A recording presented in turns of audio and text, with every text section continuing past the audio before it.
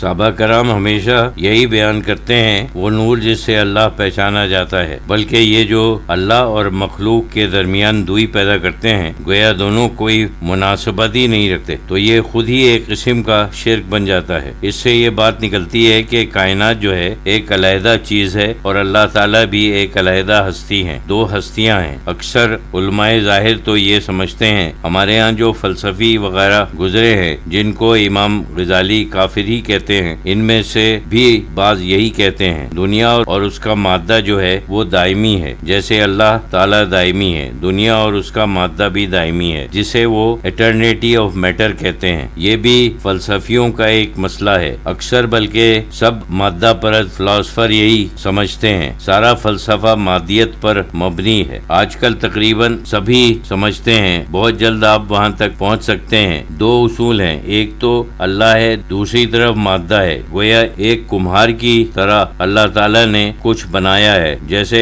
کمہار اپنے میں سے ایک مادہ پیدا نہیں کرتا ہے، مٹی وغیرہ آلات جو ہیں وہ تو باہر سے اس کو لانے پڑتے ہیں، مٹی بھی آلات بھی، لیکن اللہ تعالیٰ تو ایسا نہیں ہے، اللہ تعالیٰ کو تو کوئی باہر سے مادہ لانے کی ضرورت نہیں ہے، جیسے مولانا روم نے فرمایا ہے کہ خود کوزہ گر خود گل کوزہ، وہ مادہ بھی اسی سے ہے، وہ آلات بھی اسی سے ہیں، وہ ہنر بھی اسی سے ہے، وہ کہاں سے آیا؟ صحیح حدیث بخاری شریف میں ہے، کانا لہا یکن ما شی'a، یعنی اللہ تھا اور اس کے ساتھ کوئی چیز نہیں تھی، مطلب یہ ہے کہ کوئی چیز اس کے ساتھ نہیں ہے۔ ایک اور روایت ہے، کان اللہ ولن یکن شیئا قدما، یعنی کوئی چیز اس سے پہلے نہیں تھی، وہ ایک ہی بات ہے، اس سے پہلے نہیں تھی اور نہیں تھی، وہ ایک ہی بات ہے۔ اگر ایسا تصور کرو کہ ایک کمہار ہے، وہ صرف خیال کرتا ہے کہ ایسا مادہ ہونا چاہیے تو وہ مادہ وجود میں آ جاتا ہے، پھر خیال کرتا ہے کہ کوئی ایسا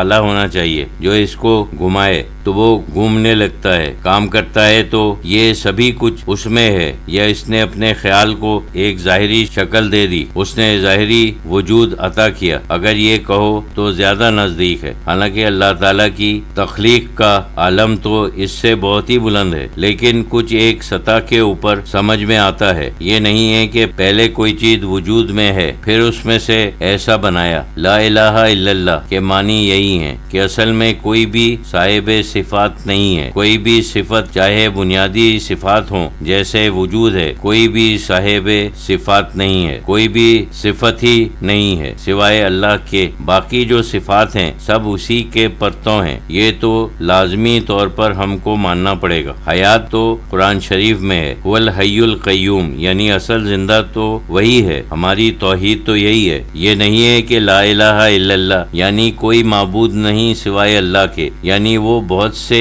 ہو سکتے تھے لیکن اتفاق سے نہیں ہے، صرف ایک ہی ہے۔ یہ صرف ایک ادبی بات ہو گئی، ہم یہ صرف ادبی طور پر نہیں کہتے ہیں، ہم کہتے ہیں کہ کسی کی کوئی بھی صفت نہیں ہے، نہ کسی کے پاس کوئی وجود ہے، اللہ کے وجود کے فیضان کے ذریعے سے وجود عطا ہوا ہے، نہ اس کے پاس کوئی قوت ہے، نہ کوئی ہنر ہے، نہ کوئی علم ہے، نہ اور کچھ ہے سوائے اس کے کہ اللہ تعالیٰ نے اس کو عطا کیا ہے۔ اللہ کے معنی یہ ہیں کہ وہی ہے۔ تخلیق کو کچھ اس طرح سمجھنا چاہیے کہ جیسے سنیما ہے، آج کل لوگ سنیما کے عمل سے تو واقف ہیں، مثلا سنیما کا ایک ڈرامہ ہے، وہ بھی کسی کے دماغ کی پیداوار ہی ہے، پہلے بنانے والے کے دماغ میں پورا ایک نقشہ تیار ہو جاتا ہے، وہ تو محض خیال ہے، یعنی وہ خیال جو اندر ہے اس کے اندر ہے، یہ تو عالم الاسباب ہے، اس کو ظاہر کرنے کے لیے بہت سے آدمیوں کو بلانا پڑتا ہے اور پھر ان سے یہ سب ڈرامہ کھلوانا پڑتا ہے، پھر اس کا فوٹو لے لیتے ہیں، یہ تو عالم اسباب کی چیز ہے۔ لیکن ایسے تصور کرو کسی میں ایسی قوت ہے کہ اس کے دماغ میں یا اس کے دل میں یہ قصہ، یہ تصورات ہیں، یعنی یہ واقعات اور یہ مناظر ہیں، صرف قوت